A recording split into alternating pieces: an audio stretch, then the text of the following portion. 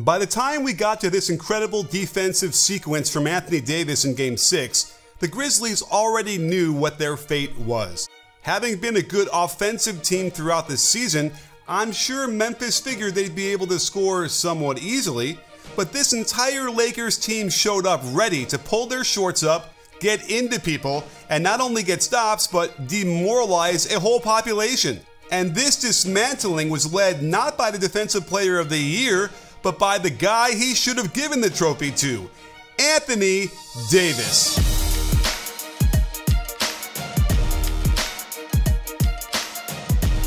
It's important to remember that since the trade deadline, the Lakers posted the second best defensive rating in the league and then dropped that number another 8 points to keep the Grizzlies grinding out empty possessions. But it's not just the highlight plays AD was making, there are subtle things that made him great in this series, and any team that plays the Lakers going forward is going to have to come up with an elite offensive game plan if they have any hope of putting the ball in the hole while he's out there. The Grizzlies kept going at him in the pick and roll, and you can see he is like a shot repellent as he can not only contain the ball handler, but then get right back to his man, who is smart enough not to challenge him before the Lakers lure yet another brick from Dillon Brooks. You can see the Grizzlies actually wanted to involve Davis in this action, even though they had a weak spot in D'Angelo Russell out there. And watch how Davis blasts a good shooter, forcing him to pick up the dribble, then sprints back to wedge himself inside of Jackson Jr. to grab the rebound after the great contest by LeBron. He continually put pressure on the ball handler with high hedges, but then was quick enough to get back into position to cause players to get scared and not even look at the rim before intentionally leaving Mr. Brooks open time and again. He recognizes sets very well with a high basketball IQ, like this Spain pick and roll when Morant tries to backscreen him. As soon as he senses it, he maneuvers around the screen, and then watch how he contests this shot.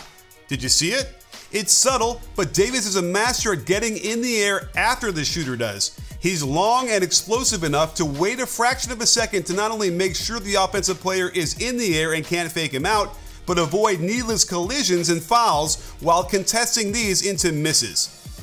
While the Grizzlies won Game 5, it's plays like these that surely leave an impression burned into their brains. Watch AD step up on Bane several steps above the three-point line, and when LeBron has to rotate over to cover for him, he gets all the way to the corner to not only contest this shot, but to block it out of the air. Dear Lord. And let's talk about what he did to Jaren Jackson Jr. for a minute. The Lakers always started LeBron on him, but they made sure to put AD on him during crunch time. And by the end, I kinda felt bad for Jackson, to be honest. Memphis likes to use him as a ball screener so he can roll strong to the basket and command good low post position. Watch how Davis steps up just enough to prevent a three-point pull, and he turns his body to gallop and stay in front of Bane until his man can recover. Jackson cannot budge him on the initial post, and you can't do a simple drop step against this man. As a superstar, Davis also has an advantage in getting the benefit of the doubt on marginal contact, and if you're going to go up with a weak 1-foot runner, it's going to turn out badly for you. Here's another example on the slip screen. Davis beats him to the spot to absorb the legal contact and then simply holds his legal guarding position, as Jackson is too concerned with making contact and not enough focus on finishing the shot. It seemed like Jackson was willing to test him out over and over, and even when you get him up in the air, watch how he pogo sticks back up while keeping his arms over his head the entire time. It got so bad that AD started blocking his three-point attempts, and Jackson must have felt completely helpless with Davis making plays like this. He simply couldn't handle the pressure and resorted to a twisting offhand weak sauce here, and he must have felt like there were 6 defenders out there. Even after shucking LeBron to the ground, AD is right there to pick him up, and his pressure forces a double pump that allows Jared Vanderbilt to start another fast break for the Lakers. There's nothing like it when a player raises their defensive intensity and it ends up inspiring the whole team. And if you want to get even more inspired by watching these playoff games, then you have to head over to UnderdogFantasy.com and check out Pick'em, where you can choose 2 to 5 players, then decide on the over-under for specific stats. It's super easy to set up, and you can win up to 20 times your initial entry fee. If you think AD is going to feast inside against either the Kings or the Warriors next week, then get in the action. But it doesn't stop there. You can make it a rival and add players from different teams to make it even more interesting. They've also got drafts where you can compete against me. You think you got what it takes? If you click on the link below and use my promo code BBALL, you'll get a deposit match of up to $100. So if you want a chance to get up to 20 times your money or beat me in a draft, you've got to check out Underdog Fantasy. Use my code BBALL, get up to $100 in matching deposits, and you'll have a better chance at winning money and understanding why Davis's footwork isn't just a thing he works on with his offense. Watch how wide Davis's base is. He doesn't want to allow Jackson to get a foot outside of his, forcing him to try a spinning in the air jump hook straight in the hoop instead of using the backboard. Another thing he's great at is jumping backwards to avoid the guard initiating contact into a foul on free throws. Morant thinks he can just hurl himself at AD's body, but he drifts backwards with verticality and it turns into a terrible shot. If you've ever heard the defensive term moving on a string and wondered what it meant, here it is. Watch how everyone moves in unison to shift over as AD hedges the pick and roll. Schroeder and Rui anchor the weak side together while AD hustles back to his man. Here's why Schroeder can afford to pressure the ball above the three-point line. He knows AD is lurking back there to contest. As AD blasts the ball handler near half court, LeBron and Schroeder pinch in to protect the paint, then LeBron closes out to his man at the exact same time AD is recovering, allowing Schroeder to hide a little before making this incredible steal. Speaking of Schroeder, this guy has been almost as good as Davis defensively.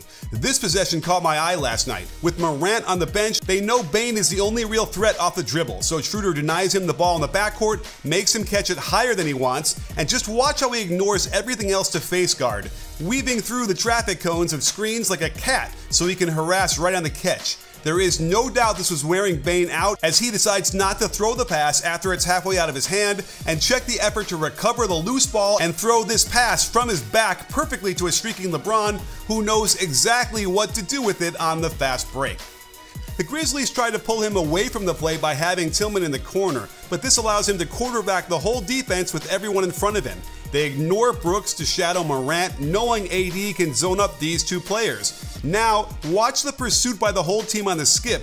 Good closeout by LeBron to stop the extra pass at the corner. D'Lo's not great position ends up being helpful, and there's AD lifting in the air with verticality a split second after Brooks gets up, who's left desperately trying to get separation and commits the offensive foul. Again, AD's man is in the corner, but Ja decides to drive that way anyway. Jackson is upset the kickout didn't come, and Davis flat out embarrasses Morant. Throughout the series, Ja couldn't seem to assess where Davis was, and that he probably shouldn't be a guy you should challenge very often, since he'll get the benefit of the doubt on foul calls. Check the full court sprint after going for the offensive rebound, keeping right up with Morant and blocking this wild one out of the air. When he sees AD back there on the break, Morant needs to come up with a different strategy. I think the biggest surprise, though, was LeBron's energy on defense. This is why they can just turn it on in the playoffs. Look at the stunt at the drive, then jumps out to take away the corner three, then one more effort to contest the three-point shot. This tough closeout scares Aldama so much that he kinda just sort of throws it right to Vanderbilt. We don't see energy like this from him in the regular season, and this is why, to conserve it for the playoffs, like this as he bumps down to help on the roll, then offers a strong closeout to contest the Jackson three. And last night he was locked in, smelling blood. Oh, and he'll also get the benefit of the doubt on marginal contact, which allows him to be more aggressive going for the ball and forcing turnovers.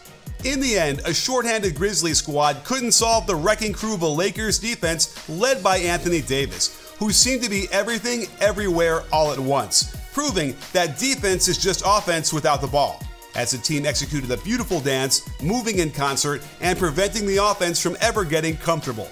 And they're going to need even more of this lockdown defense, since their offense continues to be extremely average for the playoffs, despite having AD and LeBron on that end. But if this is what they have to offer, I'd book them a ticket to the conference finals.